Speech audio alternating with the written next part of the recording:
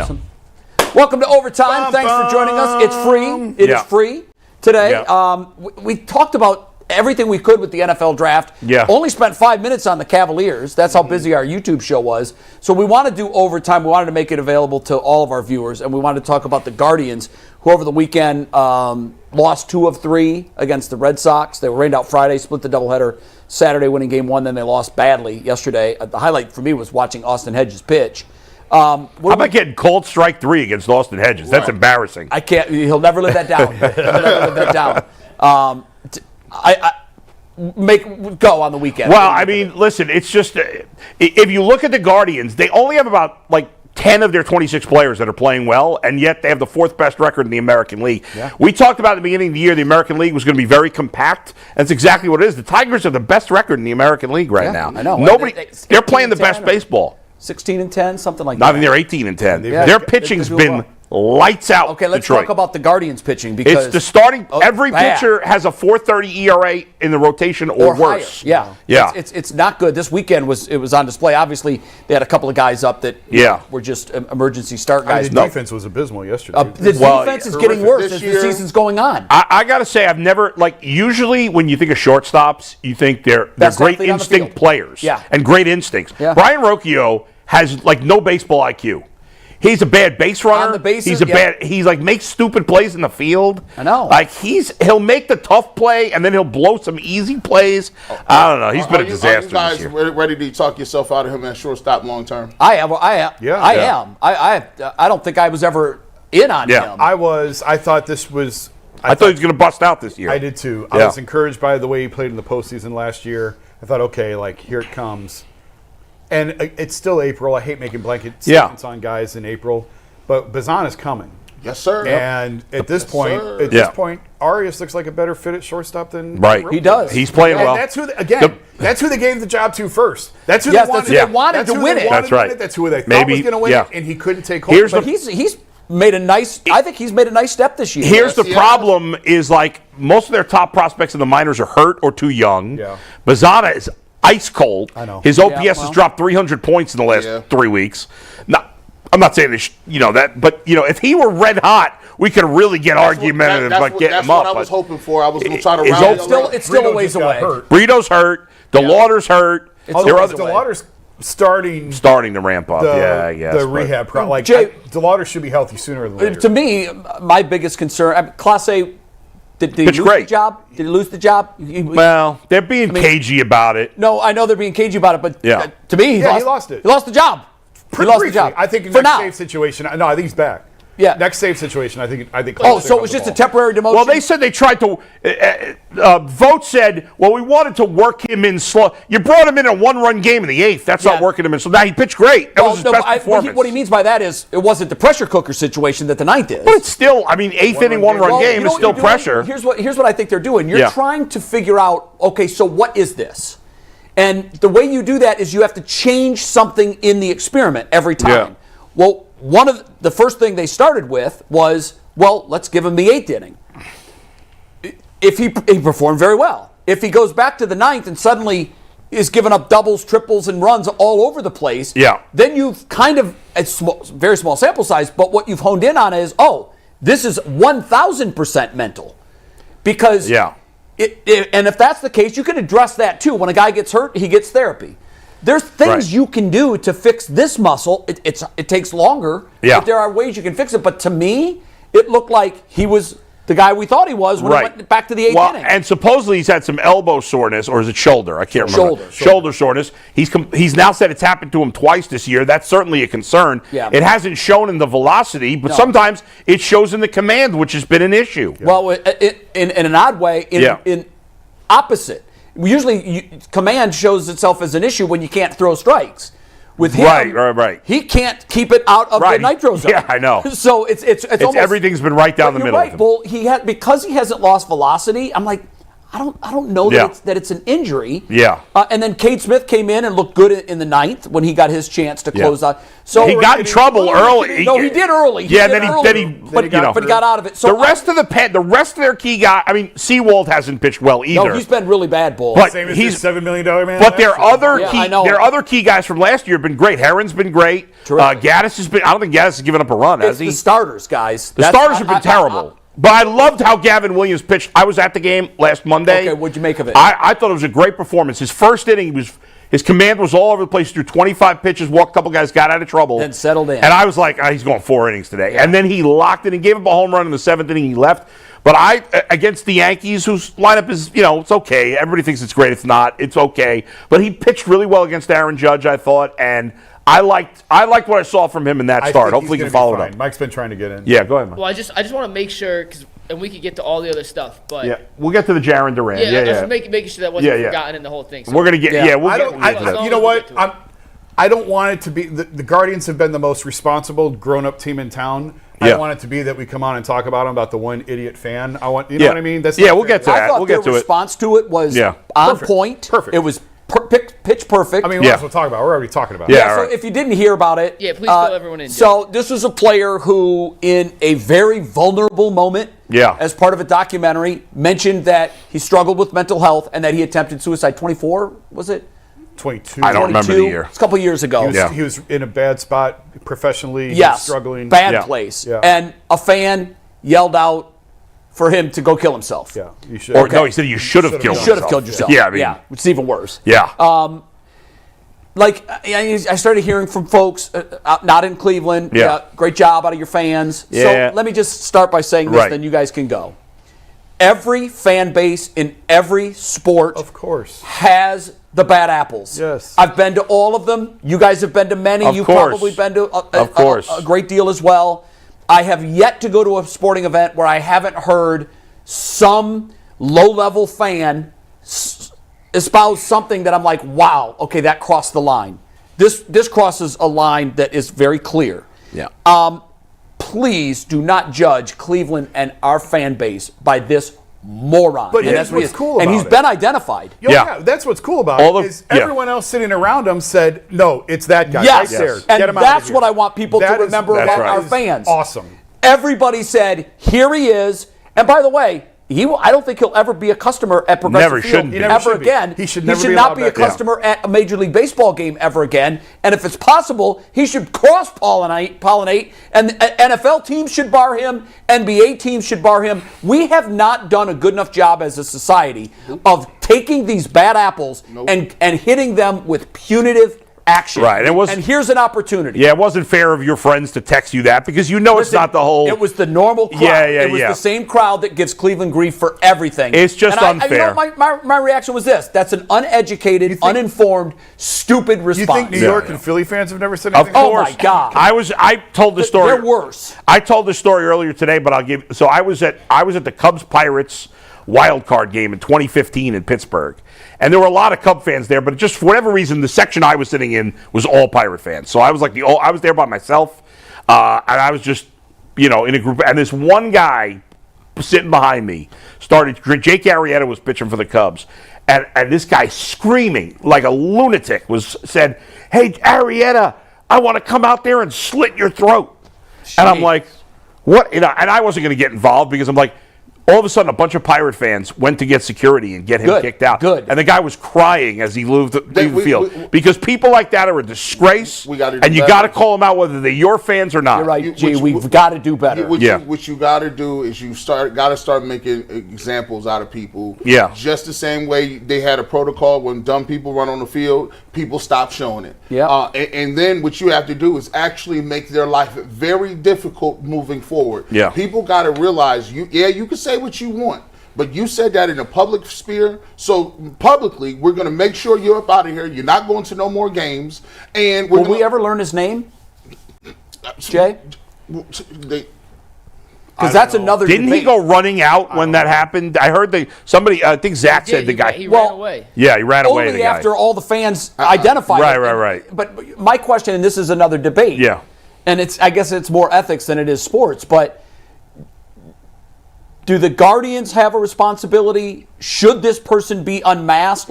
I think I believe what so. You said, it's a public space. You can't yell fire in a crowded theater. No, but at the same time, there's enough unhinged people. You don't want there. another person going after him that's just as equally as crazy because they know his name. No, that's fair. And that's why. Can I pivot totally? Yeah, to you something go wherever you want. Yeah. completely off this topic, or is there anything else you guys want to say? No. Because this falls right in line with what happened to Shador. Yeah. And we didn't talk about that. Yeah. No, we didn't. And it really pissed me off. Apparently, it was done to more than one player. It was. Yeah. The difference is, and it's been done in the past, the difference that I felt with this one, and I was so mad, I was really mad when I first saw it. With the other ones, they hadn't fallen it. Shador thought he was going maybe two. This is in the first epic round. fall of all falls. And now you've got this kid who comes out and Two of does them. this to him. Two of them. However many it was. One of them was, about the second one Yes. was the assistant coach. the DC's. Yeah, the Saints Falcons- DC, Jeff Ulbrich, his son. Falcons, sorry. defensive coordinator. Yeah. But the thing that I think I was most angry about was that he was already so down. Yep. It's one thing. Baker's buddy actually screwed with him.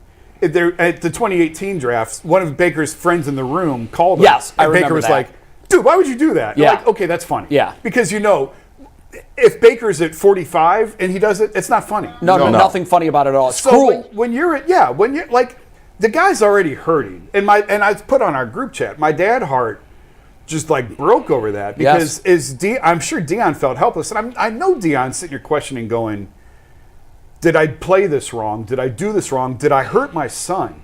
And as a dad, the last thing you ever want to do is hurt your own kid, intentionally, unintentionally, whatever. Did my actions hurt my kid? And just the pain, why would you dump on a guy at that point? And so then then I tweeted out, well, the kid wanted attention, here's the attention. Yeah. But to me, it was well, you're the idiot who put it on social media. You're the ones who recorded it, and you're the ones that wanted it out there. So here it is. Now it's out there. So that's what's different to me. I would not dox that guy that did that. Yeah, that's but fair. these chumps already put it out there. Especially when your dad is a coach, so he's going to take heat from it. Yeah. Why would you? I don't think. By the way, I don't think unless we find out his dad gave him the no number, way dad had which I nothing doubt, to do with No that. way then I he I should can not assure be you. fired. People are saying he should be fired. That's not fair. No, I have one quick story about that. One time, I left my phone at my office, at my home when I was working at ESPN, and my kids were going through my contacts. Yep. And they were like, "Let's prank call Jose Canseco." It was my kid and some of his buddies. Yeah. Listen, that's what 16-year-olds do. Now this guy's 21. He's old enough to know better. There's a He older clear than guys delineation. who got Now, drafted. science will tell us that the male, the part of the brain that is responsible for risk and reward and danger, we don't develop until we're 25. The average male brain. I'm 48, and I'll tell you when I get there. I will too, because I still, especially when it comes to, I'm a thrill seeker. I skydive. I've had major injuries from dirt bike riding. I've done a lot of stupid things. I'm waiting for that part of my brain to kick in and say, because I know it's stupid, but in the moment I'm like, yeah, I can do this though. Yeah. So I get it. When I read that, I didn't have anything to do with my son getting that number. Right. But I can just imagine the iPad was there, and he found it. It's funny you mention that because I thought the same thing. I got a 23-year-old and I got a 14-year-old, and they are sports lunatics. Yes. And they know who's in my phone. They know all the information and they have my passcode to my phone. Yes. They know all the texts. They know all the contacts. If my 23-year-old went in my phone and did that, oh my God, the level of betrayal. Yeah. I would feel 14. Okay, you're an idiot. You're thinking but at 21, at 23, I'm old enough to. There's no excuse. There's no excuse. I said this, McNuggets. The NFL could do a lot of things to tighten this up a little bit. If come up with a protocol, they're good. Usually these things happen. If it's happening a lot, how's about we get this together? We're gonna get this together where it's not possible to get pranked. Because they've done that. They've given you. This is a number that only 32 people have. Right. 32 teams. Yeah. 32 teams. If the DC had it, and I did question that. So why would the DC have it? Yeah. So look, you've got burner phones, you've got whatever. So this is your draft day phone, and we are giving that phone number to 32 general managers. And that's what it. happens to it after that? That's only the general manager is responsible that's for. and that's what I'm saying. All And I'm it's, saying by the is way, it's a shame we have to do that. It's tighten it up a little bit. The NFL is good at things. Here's when things like this happen, you can either do one or two things. You can all sit around and bitch and moan about it, or what you can do is tighten your protocol so that we don't have these things happening anymore. And it's a shame. Here's what I think. The kid, listen, he's not a kid. He's not a kid. He's a grown man. He made a bad decision. Hopefully he learns from it. I'm glad he apologized, and I'm glad he did not double down, because people were asking him in this country now, it's you double down if somebody catches you. He did the right thing. He apologized publicly to him. As he should. And hopefully, moving forward, he don't make that same mistake. There was irony in all of it, and I think the irony is this, and you guys can correct me if I'm wrong. While the world is judging Shedeur Sanders for some of his off-field moves and decisions, this had real-world consequences. If you want to know how much money this cost him, just go on the website and look what the slotted draft pick he's now in. I believe he's going to make $4.5 million. Compared to what he would have made if he was the second or third pick. He ain't making $4.5 million a year. Nope. That's over. No, that's for the contract. For the contract. The whole thing. Yeah, I'm saying. Yeah. He's making $1 million, maybe. Probably less and as so a fifth-round pick. you go and go look at that. Now, the real world consequences for his collective behavior that the league was apparently punishing him for, because quite frankly, I don't think it was play-based. I don't. No way. I don't know No that chance. he should have been the 1 or the 2 quarterback, but he damn near shouldn't have been where he went. Yeah. Particularly in a bad quarterback class. So while he's being judged by 32 jurors for the things he's done, the price that he paid for that is in the tens of millions of dollars. While meantime, this kid similar age makes a stupid decision, and he gets to say, I'm sorry, and he's off the hook. I don't think that's fair. I'm glad you brought that up, because I think a lot of times we look at these kids, you get an apples to apples comparison. Here's what a kid did when he was young man did when he was 21, cost him nothing. Here's what another young man allegedly did, being arrogant or not professional, and it cost him tens of millions of dollars. It's sad, and I love the phrase "dad heart." That was one of the most painful clips of video I've seen this year. And the reason, and if you're a parent, you know this. The saying is, you know what it feels like to have your heart beat outside your chest when you're a parent. Yeah.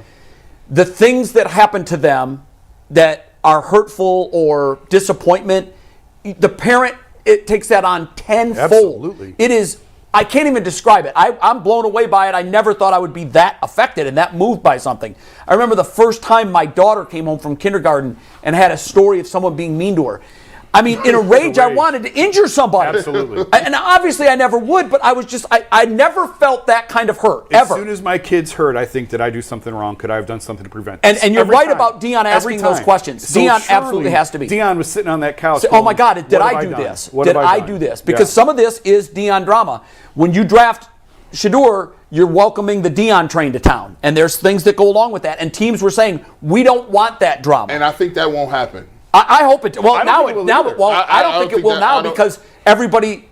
If it happens, Dion. Everybody else is going to say, and this is why we didn't draft him. Yeah. So Dion now has to do what Shedeur does and say, I've got to show everybody that they were wrong. I have a job. I'm coaching Colorado. Yes, That's a and full-time whatever job. happens to my son now is on him. He's on his But own. the dad heart part of it, when I watched him and the light went off, oh God, he's just now realizing that he was pranked. Yeah.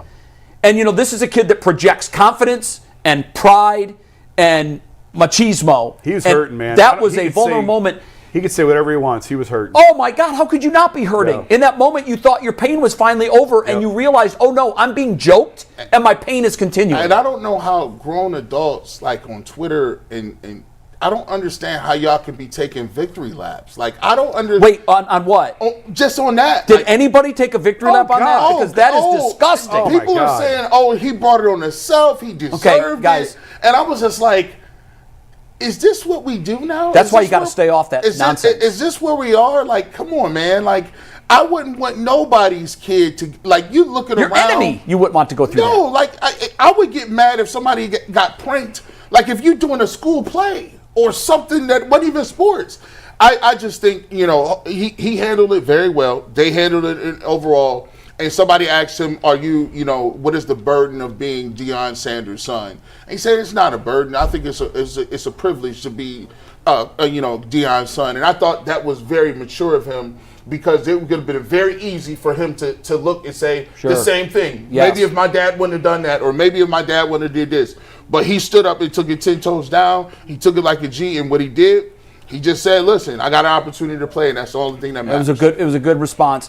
Pranks are funny as long as there's no pain involved, physical or emotional. Pranks can be very funny. That is not fun. I've made plenty of prank phone calls. Oh, I made a lot when I was a kid. What kid didn't? Yeah, but and they're funny. This is just cruel. Is your refrigerator running? Yeah, you better go chase it. Yeah. Okay, ha. Yeah. But you just literally, this is provably the lowest point in this kid's life. Now, I know he's young, and he's lived a wonderful life to this point. If this is the worst thing that happens to him, he will have a blessed life. Right. But in the moment. Yes. This kid is an absolute basket. First of all, the embarrassment that he must be feeling, throwing the party that he threw, and it turned into a wake. And then it goes into day 2. And now I'm a punch. And now it goes into day 3. And now you're going to kick that person when they're down? Let me ask you this. Listen, if the Browns don't draft him, I think he goes undrafted. No, he doesn't. No, someone would have taken him. I thought the Rams were going to draft him. I swear to God, I did. At that point, at 5th round, I'm looking around. And I said, "Oh Lord, please don't let." Because at that point, you're thinking, "Oh, they trying to teach him a lesson, and they're going to teach him the undrafted lesson, which would have been." I mean, you started seeing people that work there at the stations, at places, get real uncomfortable. Yeah, they're like, is he about to go undrafted? I don't think he would have gone undrafted. I give Adam Schefter a lot of credit. When he came out Thursday and reported that, guys, he could slip out of the first 3 rounds here. Yeah. And everybody was sending me that clip going, your boys got into something illegal. And I'm like, no, it's a possibility that happens. Albert Breer was the first one that I heard say he's not going the first round before the draft. Like he could fall out of the first round. Well, okay, that's a hot take, but the first 3 rounds? Not from Albert. That's not a hot take. No, I know, but I mean, for the average person to hear that, okay, yeah, maybe. When he got to the 4th round, you're talking about 5th round. This is I don't think we'll ever see a slide like this. Not from somebody that didn't do nothing. Did he punch somebody, go to jail? Here's what's funny. Run a Ponzi scheme? Yeah, but here's why. Yeah, right. Here's why I say that it's unprecedented. He was the top-rated player at the most important position by the godfather of people that analyze this stuff. He doesn't always get him right either. No, I know he doesn't, but still, it's right. But nobody gets them all right. That's why I said earlier, I think the point everybody missed was the league felt like, yeah, there's talent there, but the juice isn't worth the squeeze of everything else that comes with it. Yes. Because if he was Cam Newton, if he was Josh Allen, if he was one of those guys, they would take the noise with it because it's worth it. They don't see the talent that he brings as being worth the noise. Right. I'm not saying they're right or wrong, but We'll find that's out. what they told you. But I just don't see that the noise is going to be as much as they thought he would have. Maybe that's what, because he got drafted later, that there won't be as much noise. Right, you can't bring a circus when you're the 5th round pick. Yeah. You can't. I loved what Joe Thomas said, and if you weren't watching the YouTube show, I'll repeat it quickly. He said we're going to know very quickly on both Gabriel and I believe him. Well, the interesting thing about that is they're both quarterbacks that I think a lot of people would describe as close to finished products. They have a lot of experience. Yes. Right. They both played a lot. Gabriel's played 60-some-odd I don't think there's any, I don't think people think there's another level.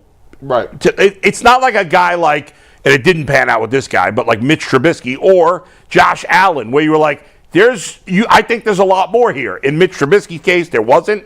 In Josh Allen's case, there was. Same thing with Lamar Jackson. Like, there may be some more here. I think a lot of people feel about both these guys, and Gabriel I wouldn't have known before the draft, but that's what I've heard since, that they're kind of developed quarterbacks. They are what they are. Which might be good enough or might not. I don't, You watched both Oregon games, right? OSU? Yeah. I wonder what the Browns were saying internally about the 2 different Gabriels that we saw. Well, what's funny, I sent this to Mike over the weekend. I actually asked Sean King when we had him on, when he was doing quarterback breakdowns, I asked him about Dylan because I had no idea he was that small. I couldn't tell on TV that he was that small. But I kind of liked what I saw out of him in Oregon, and I had heard that he had a pretty good Senior Bowl week.